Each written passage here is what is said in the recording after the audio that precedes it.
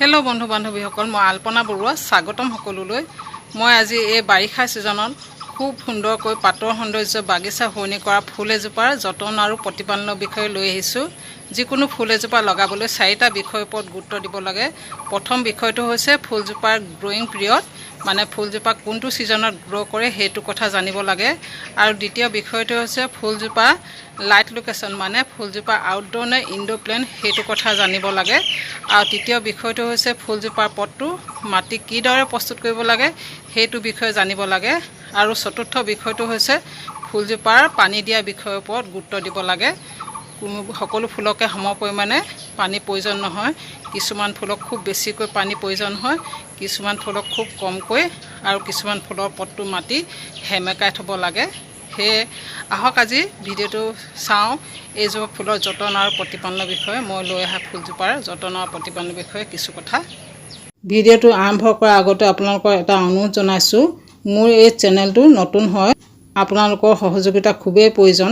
সেয়ে আপোনালোকক অনুৰোধ জনাইছোঁ, মোৰ এই চেনেলটো আপোনালোকে ছাবস্ক্ৰাইব কৰি দিয়ক, লগতে বেল আইকনটো ক্লিক কৰি দিয়ক। তেতিয়া মই মোৰ চেনেলটো যেতিয়া ভিডিঅ' দিওঁ আপোনালোকে নটিফিকেশ্যন পাই থাকিব। তেনে আহক ভিডিঅ'টো আৰম্ভ কৰোঁ। আজি মই লৈ আহিছোঁ এই পাতৰ সৌন্দৰ্যই বাগিচা শুৱনি কৰা এই ফুলজোপা। এই ফুলজোপাৰ নাম হৈছে কাৰ্ডৱেল লিলি। ইয়াক ফুটবল লিলি নামেও জনা যায়। ইয়াৰ পাতৰ সৌন্দৰ্য চাওক, কি সুন্দৰ ডাঙৰ ডাঙৰ পাতৰ। পাতবিলাক জিলিকনি এটিও আছে। এয়া চাওক কি সুন্দৰকৈ জিলিকি আছে। এইজোপা ফুলো ফুলে, বৰ্তমান অৱশ্যে মোৰ ফুল ফুলা নাই। বগা, হালধীয়া, ৰঙা আদি ফুল ফুলে। মোৰ এইজোপা বগা ফুল ফুলে। প্ৰথমে আহক 1 নম্বৰ বিষয়টো জানি লওঁ, মানে ফুলজোপা কোনটো ছিজনত গ্ৰ' কৰে সেই কথা জানি লওঁ। এইজোপা এজোপা ছামাৰ গ্ৰ'য়িং প্লেণ্ট হয়। এই বাৰিষা ছিজনতে এইজোপা গ্ৰ' কৰে ভালদৰে। সেয়ে আপোনালোকে এইজোপাক যদি আনে নাৰ্চাৰীৰ পৰা বা আন ক'ৰবাৰ পৰা, এইটো ছিজনতে আনি লগাই ল'ব। উইণ্টাৰ ছিজনত এইজোপাক আনিলে ভালদৰে গ্ৰ' নকৰে, কাৰণ উইণ্টাৰ ছিজনত এইজোপা গ্ৰ'থ ৰখি যায়, পাতবিলাক শুকাই যায়। অৱশ্যে কিছুমান পাত থাকিলেও প্ৰায় পাতবিলাক শুকাই যায়, ইয়াৰ বাল্বছবিলাকহে ৰখেগৈ।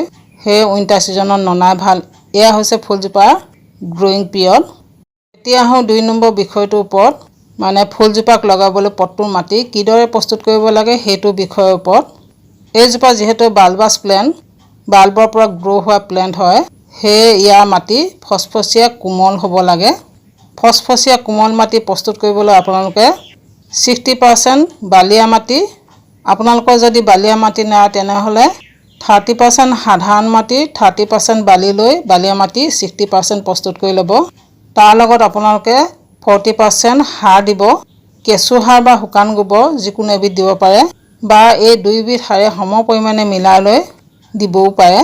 সাৰৰ পৰিমাণ সৰহকৈ দিবলৈ কোৱা হৈছে কাৰণ এইজোপা পাতৰ ফুল হয়, পাতৰ সৌন্দৰ্যই বাগিচা শুৱনি কৰে। কেঁচু সাৰ আৰু শুকান গোবৰ যথেষ্ট নাইট্ৰজেন থাকে, যি পাতৰ আকাৰ বৃদ্ধি কৰাৰ লগতে পাতৰ উজ্জ্বলতা বৃদ্ধি কৰে। এইজোপাতে নহয়, যিকোনো পাতৰ ফুলত আপোনালোকে সাৰৰ মাত্ৰা সৰহকৈ দিব, তেতিয়াহে মনে বিচৰা ধৰণে গ্ৰোথ পাব। এতিয়া আহোঁ 3 নম্বৰ বিষয়টোৰ ওপৰত, মানে ইয়াৰ লাইট লোকেশ্যন, মানে ফুলজোপা কেনেকুৱা জেগাত থ'ব, আউটড'ৰ নে ফুলজোপা ইনড'ৰ প্লেণ্ট সেইটো কথা জানি লওঁ আহক। কাৰ্ডৱেল লিলি এজোপা ইনড'ৰ প্লেণ্ট হয়, সেয়ে ছাঁত থ'ব সম্পূৰ্ণ পোহৰ পৰা ব্যৱস্থা জেগাত, তেতিয়াহে ইয়াৰ গ্ৰোথ ভাল হ'ব। অৱশ্যে পুৱাৰ বা ইভিনিঙৰ কোমল সূৰ্যৰ পোহৰটো 1-2 ঘণ্টাৰ বাবে পৰিলেও খুব সুন্দৰকৈ গ্ৰ' কৰে। কিন্তু এইজোপা ফুলক আপোনালোকে দিনটোৰ বাবে পোনে পোনে সূৰ্যৰ পোহৰত নথ'ব, তেতিয়া ইয়াৰ পাতবিলাক ৰঙা পৰি যায়, লাহেকৈ পাতবিলাক শুকাই যাবলৈ আৰম্ভ কৰিব আৰু ফুলজোপা মৰি যোৱাৰ দৰে হয়। এয়া হ'ল ফুলজোপা লাইট লোকেশ্যন, মানে কেনেকুৱা জেগাত থ'ব লাগে। এতিয়া আহোঁ 4 নম্বৰ বিষয়টোৰ ওপৰত। 4 নম্বৰ বিষয়টো হৈছে পানী দিয়া বিষয়ৰ ওপৰত। যিকোনো ফুল এজোপা পানী দিয়াৰ ওপৰত বহুত গুৰুত্ব দিব লগা হয়, কিয়নো কিছুমান ফুলক কমকৈ পানী প্ৰয়োজন হয়, কিছুমান ফুলক খুব কমকৈ পানী প্ৰয়োজন হয়, আৰু কিছুমান ফুলৰ পটটো মাটি সেমেকাই থ'ব লাগে। কাৰ্ডৱেল লিলি যিহেতু বাল্বাছ প্লেণ্ট, বাল্বৰ পৰা গ্ৰ' হোৱা প্লেণ্ট, সেয়ে এইজোপা ফুলক খুব বেছিকৈ পানীৰ প্ৰয়োজন নহয়। পটটোৰ মাটি সেমেকাই থোৱাৰ প্ৰয়োজন নাই। পটটোৰ মাটি 2 ইঞ্চিমান শুকাই গ'লে পানী দিলেও হয়। আৰু আপোনালোকে যেতিয়াই পানী দিব ভৰপূৰকৈ দিব, পটটো ড্ৰেনেজ হ'লেদি পানী ওলাই যোৱাকৈ পটটোৰ তলৰ মাটি তিতি যোৱাকৈ, তেতিয়াহে ফুলজোপাৰ শিপাবিলাকে আমি পটটোত দিয়া সাৰখিনি খুব সুন্দৰকৈ গ্ৰহণ কৰিব পাৰিব। যিকোনো ফুলতে আপোনালোকে পানী দিলে ভৰপূৰকৈ দিব, পটটোৰ তলৰ মাটি তিতাকৈ পটটোৰ ড্ৰেইনেজ হ'লেদি পানী ওলাই যোৱাকৈ। এইজোপাত বুলিয়ে নহয়। এতিয়া আহোঁ এইজোপা ফুলক মাজে মাজে দিব লগা সাৰৰ বিষয়ে। উইণ্টাৰ ছিজনটো বাদ দি এইজোপা ফুলক আপোনালোকে এই বাৰিষা ছিজনত প্ৰতি 15-20 দিনৰ মূৰে মূৰে কেঁচু সাৰ বা শুকান গোবৰৰ পৰা প্ৰস্তুত কৰা লিকুইড সাৰ দিব। তেতিয়া ইয়াৰ গ্ৰোথ ভাল হয়। যদি এনেদৰে সাৰ দিবলৈ সময় অভাৱ হয় বা আপোনালোকৰ অসুবিধা লাগে, তেনেহ'লে আপোনালোকে পটটোৰ মাটিখিনিত প্ৰতি এমাহৰ মূৰে মূৰে এমুঠিকৈ কেঁচু সাৰ বা শুকান গোবৰ দি দিব। তেতিয়া ইয়াৰ গ্ৰোথ ভাল হয়। এতিয়া আহোঁ এইজোপাৰ পৰা পুলি প্ৰস্তুতৰ বিষয়ে। এই বাৰিষা ছিজনত ইয়াৰ গুৰি অংশৰ পৰা নতুন নতুনকৈ পোখা ওলায়, মানে বাল্বছ প্ৰস্তুত হয় আৰু নতুন নতুন পোখা ওলায়। সেই বাল্বছবিলাক অলপ ডাঙৰ হ'লে আপোনালোকে ভাগ ভাগ কৰিলেও নতুন পুলি প্ৰস্তুত কৰি ল'ব পাৰে। এইজোপা ফুলক খুব বেছিকৈ ৰিপৰ্ট কৰাৰ প্ৰয়োজন নাই। যেতিয়া পটটোৰ বাল্বছ ভৰ্তি হৈ যায় তেতিয়াই ৰিপৰ্ট কৰিলেও হয়। আপোনালোকে যদি ফুলজোপা ৰিপৰ্ট কৰিবলৈ হোৱা নাই, তেনেহ'লে এই বাৰিষা ছিজনৰ আৰম্ভণিতে আপোনালোকে পটটোৰ গুৰিৰ মাটিখিনি অলপ খুচৰি লৈ 4-5 মুঠিমান কেঁচু সাৰ বা শুকান গোবৰ দি দিব। তেতিয়া ইয়াৰ গ্ৰোথ খুব সুন্দৰ হয়। মই এইজোপা এই ছামাৰ ছিজনৰ আৰম্ভণিতে ৰিপৰ্ট কৰিছিলোঁ। ৰিপৰ্ট কৰাৰ সময়ত মই কেইটামান বাল্বছ সৰহ হৈ যোৱাৰ বাবে উলিয়াই লৈ নতুন পুলি প্ৰস্তুত কৰিলোঁ। এয়া চাওক, সৰু সৰুকৈ 2টা পটত লগাই থৈছোঁ। খুব সুন্দৰকৈ গ্ৰ' কৰিছে।